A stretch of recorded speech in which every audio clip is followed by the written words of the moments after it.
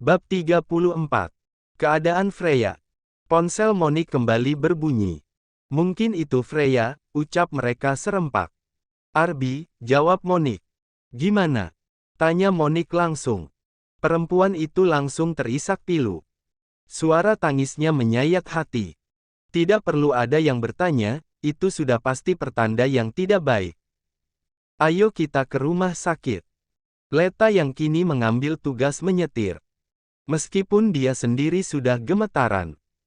Waktu dan jarak terasa lama dan jauh di saat mereka sedang terburu-buru seperti ini. Mereka tiba di rumah sakit, dan sudah melihat tim cowok di sana. Tidak lama dari kedatangan mereka, keluarga Freya dan Arby juga datang. Terlihat jelas tidak ada yang peduli dengan baju apa yang mereka pakai. Yang mereka pikirkan adalah mereka bisa sampai di rumah sakit secepat mungkin. Penampilan mereka kacau semua. Baju kusut dan rambut berantakan. Bukan hanya mereka, banyak polisi yang juga ada di sana. Ini sebenarnya apa yang terjadi? Bagaimana bisa? Tidak tahu siapa yang bertanya, tapi takut untuk mendengar jawaban itu. Tidak lama kemudian rekan dokter yang mendengar kabar juga langsung datang ke ruang UGD. Mobil Dr. Naya terjun ke sungai, dan kami cukup kesulitan mengevakuasi Dr. Naya karena sungai itu cukup tinggi dan dalam. Ditambah keadaan yang masih gelap dan arus sungai yang cukup deras. Salah satu polisi menunjukkan bangkai mobil yang berhasil diangkat dengan keadaan rusak parah, penyok di depan dan sampingnya. Tidak ada kaca yang tersisa di mobil itu. Mobilnya saja seperti itu, apalagi korbannya yang hanya berupa daging dan tulang saja. Jangan. Monique dan Ray saling berpelukan, begitu juga dengan Leta dan Zilda. Tangisan tidak hanya terdengar dari perempuan, tapi juga laki-laki. Dari yang muda juga yang tua. Dari keluarga, sahabat juga teman kerja. Lama mereka menunggu. Akhirnya pintu ruangan menyebalkan itu terbuka juga. Mereka tidak ada yang mau bertanya, karena tetap saja takut yang lebih mendominasi. Keadaannya kritis. Berdoa sebanyak mungkin agar dia tetap bersama kita. Selain itu, banyak tulang yang patah, dan dia juga mengalami koma. Hanya keajaiban yang kita harapkan sekarang. Monique dan Ray langsung pingsan. Agam langsung menahan tubuh Ray, sedangkan Marva menahan tubuh Monique karena posisi mereka yang seperti itu. Iqmal sendiri langsung mengambil alih Ciro sebelum anak itu jatuh dari gendongan Arby. Freya. Mamanya Freya menyebut nama anaknya itu dengan pilu. Hati siapa yang tidak sakit mendengar berita buruk ini. Monique dan Ray langsung dibawa ke ruangan kosong. Mereka saling membantu untuk mengatasi situasi yang sangat tidak terduga ini. Tidak lama kemudian mereka kembali sadar, dan bersikeras untuk kembali bergabung bersama yang lain. Dia sudah berpesan pada kita, kan? Dia bilang jangan menunggunya di apartemen, karena tidak akan kembali ke sana. Langsung saja temui dia di rumah sakit. Bahkan dia sudah memberikan kita cuti panjang lebih dulu. Ya. Mereka kembali ingat semua perkataan Freya yang mengisyaratkan sesuatu pada mereka. Jangan sedih-sedih. Always happy. Makan yang teratur, istirahat yang cukup. Aku hanya bisa mendoakan kebahagiaan. Nanti juga akan ada waktunya aku istirahat panjang. Ayo kita foto bersama. Jangan biarkan Ciro menangis terlalu lama. Jangan rindukan aku, ya. Jangan rindukan aku, ya. Jangan rindukan aku ya. Tidak ada yang sanggup untuk melakukan aktivitas. Freya sudah dipindahkan ke ruang ICU dengan kondisi yang memprihatinkan. Ray menunduk dalam, ingatannya kembali ke beberapa tahun yang lalu, saat neneknya juga terbaring tidak sadarkan diri di rumah sakit. Dia menggigit bibirnya dalam-dalam, berusaha menahan isak tangis.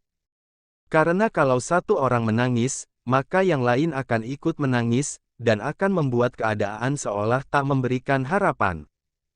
Bukan berarti mereka sudah tidak ada yang menangis lagi. Air mata itu masih mengalir, masih sama derasnya. Mata itu semakin bengkak. Paru-paru terasa sesak untuk menarik nafas. Jantung seolah diremas dengan tanpa ampun. Tangan seperti mati rasa untuk bergerak, terkulai tidak berdaya seperti tidak lagi memiliki nadi. Kaki seolah lumpuh, tidak sanggup berjalan untuk menghampiri satu sama lain. Mereka saja seperti ini, lalu bagaimana yang di dalam? Yang memang tidak bisa melakukan apa-apa. Senyum terakhir yang mereka lihat itu. Tidak. Mereka tidak sanggup memikirkan apa yang terlintas dalam benak mereka. Selain orang-orang di klinik itu, mereka yang ada di apartemen itu yang terakhir bertemu dengan Freya. Lalu bagaimana dengan keluarganya? Adakah Freya meninggalkan kata-kata perpisahan kepada mereka? Sempatkah Freya memeluk mereka? Dedi, Chiro mau Momi. Kalimat pertama yang mereka dengar, menyadarkan bahwa ada seseorang yang harus diberi pengertian tentang apa yang terjadi saat ini. Chiro memang masih kecil, tapi cerdas. Dia pasti tahu apa yang sedang terjadi dengan mominya saat ini. Tapi yang namanya anak kecil, tetap saja anak kecil. Mereka akan tidak sabar menunggu apa yang mereka mau. Seperti Freya yang akan mengajak Chiro jalan-jalan di tahun baru. Terjatuh dari tempat tidur saja ngilu. Terjatuh dari motor saja sakit. Terjatuh dari tangga saja bahaya. Lalu bagaimana dengan dia yang jatuh dari jembatan dengan ketinggian seperti itu? Mobil itu terjun bebas ke sungai, menghantam dengan keras bebatuan, belum lagi harus tergenang air sungai. Bagaimana kalau mobil itu langsung meledak saat menghantam batu? Sudah pasti bukan rumah sakit yang mereka datangi, tapi pemakaman. Tuan, Nyonya, dan para nona, kami bawakan makanan dan minuman. Asisten Arby, bersama Jasmine, sekretaris Arby, dan beberapa dokter membawakan makanan dan minuman untuk mereka. Chiro makan dulu, ya, ucap Arby. Chiro diam, sambil berpikir. Dedi juga makan. Chiro dulu, Dedi belum lapar. Chiro juga tidak lapar, tapi ingat kata Momi. Harus nurut apa kata Dedi. Momi bilang kalian harus makan yang teratur, jadi kalian juga harus nurut apa kata Momi Chiro. Kalau enggak nurut, nanti Chiro adukan pada Momi biar Momi enggak temanan lagi sama kalian, teriak bocah itu sambil menangis. Arby memejamkan matanya. Freya sangat tahu apa kelemahannya. Selain Freya, tentu saja Chiro. Freya memanfaatkan Chiro untuk mengendalikan Arby. Begitu juga sebaliknya, Freya memanfaatkan Arby untuk mengendalikan Chiro. Chiro harus nurut apa kata Dedi, ya. Jaga Chiro baik-baik, jangan biarkan Chiro menangis terlalu lama. Jangan membiarkan Chiro menangis terlalu lama berarti harus menenangkan anak itu, menghiburnya, juga menuruti apa maunya. Dia memang selalu cerdas.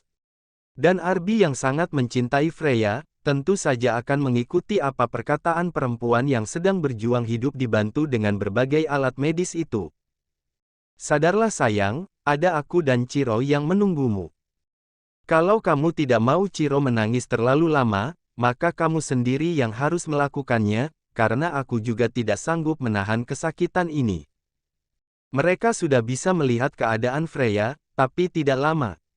Kedua orang tua Freya lebih dulu, lalu kakak dan adiknya. Tidak bisa diborong, tentu saja mereka harus menunggu lagi untuk beberapa waktu untuk yang belum melihatnya. Tapi karena Chiro sudah menuntut, akhirnya Chiro dan Arby bisa masuk, meski tidak lama yang penting mereka bisa melihat perempuan yang sangat penting dalam hidup mereka itu. Dedi dan anak itu meneteskan air mata mereka saat melihat keadaan Freya. Kepalanya diperban, begitu juga dengan tangan dan kaki. Wajah cantik itu kini tak lagi terlihat mulus. Banyak biru-biru di wajahnya. Arby sangat yakin, jika dia membuka selimut itu dan melihat tubuh Freya, maka yang dia lihat adalah memar di sekujur tubuhnya. Dilihatnya wajah itu lekat-lekat. Sudut mata Freya memar, dan terlihat benjolan di pelipisnya. Wajah itu nyaris tidak bisa terlihat karena tertutup oleh perban dan alat bantu pernafasan. Ayo Chiro, biarkan Momi istirahat. Chiro memegang ujung tangan Freya. Echan pergi dulu, Momi. Echan tidak akan nakal, janji. Echan akan menggantikan Momi selama Momi bobo di sini. Echan akan menyuruh Dedi, Grandma, Grandpa, para auntie dan uncle makan yang teratur dan istirahat yang cukup seperti apa kata Momi. Nanti kalau mereka tidak nurut, boleh enggak Echan sentil saja mereka? Boleh enggak, Mom? Enggak boleh ya, Mom. Enggak sopan. Terus gimana caranya biar mereka nurut apa kata mereka? Chiro diam berpikir. Tapi Momi tenang saja, serahkan semuanya pada Chiro. Echan keluar dulu ya Momi, mimpikan Echan seperti Echan yang selalu memimpikannya Momi. Momi juga jangan lupa mimpikan Dedi, biar Dedi enggak irian. Arby sejak tadi terus saja mengusap air matanya. Mereka berdua keluar dengan membawa air mata. Rei dan Monique ingin sekali masuk, tapi masih belum bisa. Freya belum bisa dibesuk sebanyak dan sesering itu. Mereka harus menjaga ketenangan dan ruangan itu agar tetap steril. Marva dan Agam menatap iba pada Rei. Wajah perempuan itu masih sama pucatnya. Mereka hanya bisa menunggu di ruangan VVIP itu. Ruangan tempat keluarga pasien bisa menginap, karena di dalam ruangan itu adalah ruangan ICU Freya. Monique sudah terkulai lemas di sofa. Begitu juga dengan Zilda dan Leta. Siang harinya, masih di hari yang sama, tapi seolah mereka sudah berada di sini selama berabad-abad.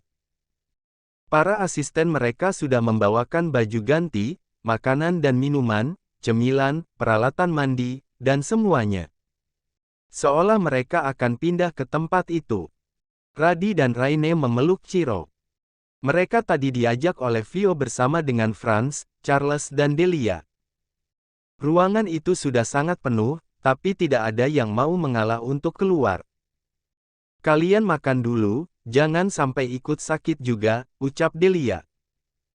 Chiro langsung membagikan makanan itu pada mereka, layaknya orang tua yang mengurus anak-anaknya.